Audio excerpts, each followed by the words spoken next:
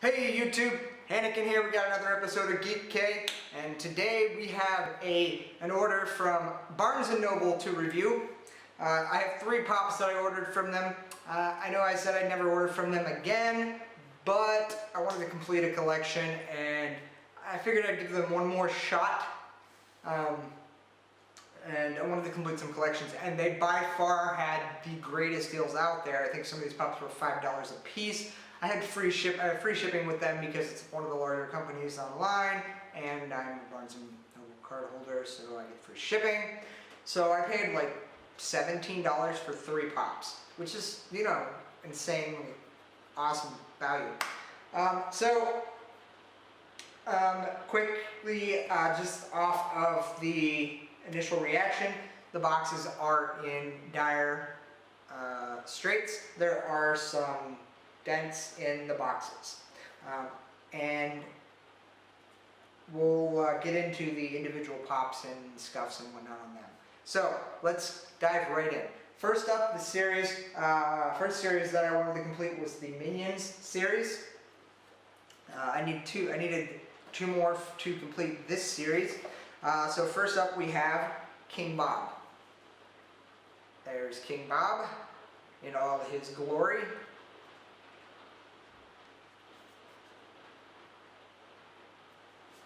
And this box, as you can see, is in a little bit of dire straits with some bangs and dents in the box. Not too bad. I mean, it's compared to one of another box that I received. This one is actually in like pristine condition, but you know, I digress. It's still not in perfect mint condition. And as for the pop, as far as the paint job goes, it's not too bad. You know, staying in the lines, it's a fungo thing, so I mean, I can't really judge them on that, but there's not too many scuffs on the pop, which is quite unique. There's a couple under here, which you're never going to see, and a minor one on the underlip, but other than that, not too bad. It's a pretty decent job. And I got this for like $5, and most places that I looked for this pop, they were wanting like 15. I guess it's not as common as some of the other pops, so I'm not sure why Barnes & Noble, you know, doesn't treat it as a collectible. So they treat it as a toy, and they probably had overstock or whatever on their shelf, so they were just getting rid of stuff in clearance. But yeah, King Bob. There we go. And then the last one that I needed to complete this series was the Crow Minion. So we got Crow Minion here. So Crow Minion, there you go. Woo. Anyway, as far as the pop goes, or the box goes, rather, the box is in okay condition. It's not, you know, it's kind of warped or whatever from, like, you know, sitting on the shelf, but it's by far out of the 3 of them the best condition.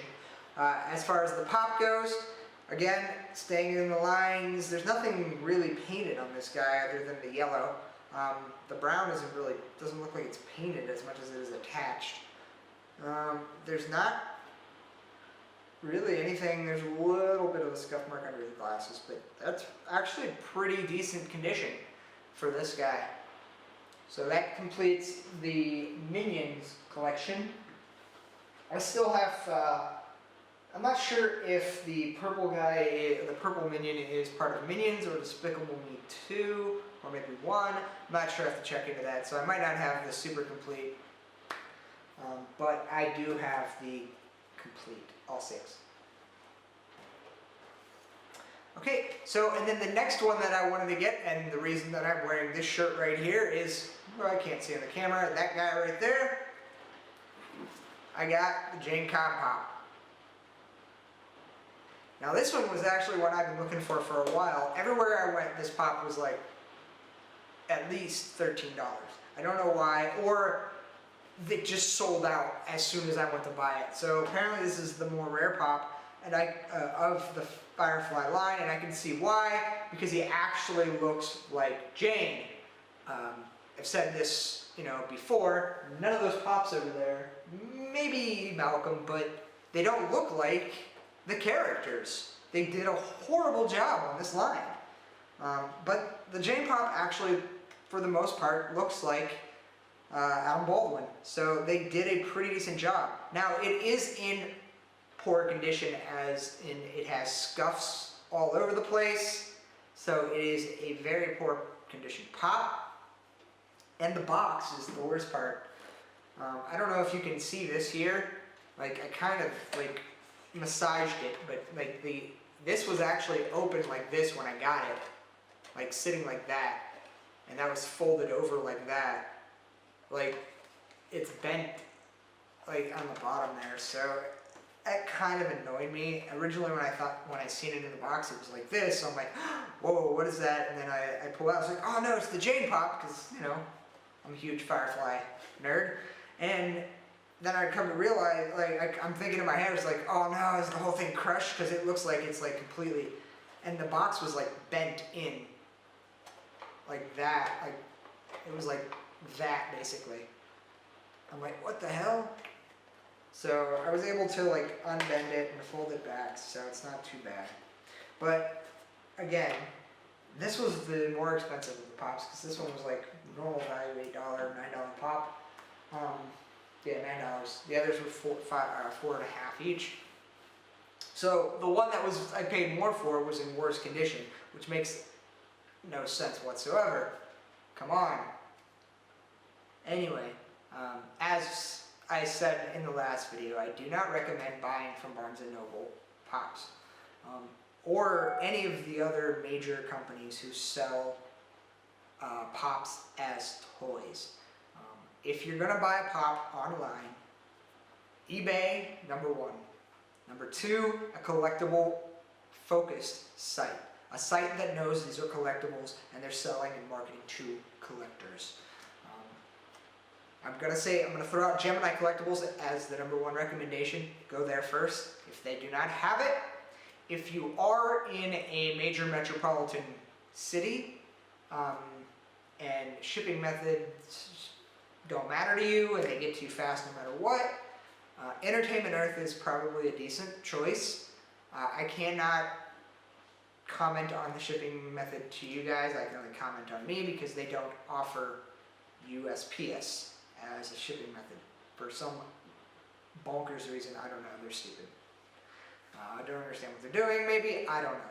But they separate out, and both companies actually separate out. And you will find this with most collector-based companies. They specify mint and other. So you can get a mint condition pop at a little bit probably above market value. If not, you know, if it's rare, then they know what to market it as. That's the downside with going with a collector-based site. But and that's how it works.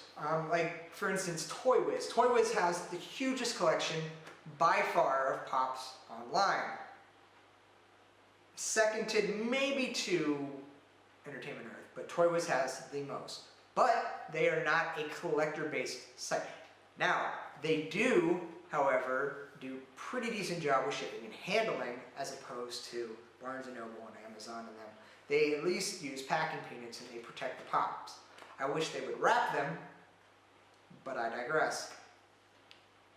Anyway, so if you're going with Toy Wiz, keep in mind that they're still marketing them as toys, not collectibles, so they don't differentiate. So you could get a poor quality version. And sometimes you can pay more for them from Toy Wiz. Now they have better shipping prices, but their pops are rated a little bit more expensive. But you're getting what you paid for in shipping and handling. So it ebbs and flows. There's a couple other sites that are based or are collector centric that I can recommend. Nested Universe is one. Awesome customer service. Very small, it's newer, so they don't have a lot to choose from. And same goes for, I'm gonna forget, Toy Tokyo maybe, I think it is.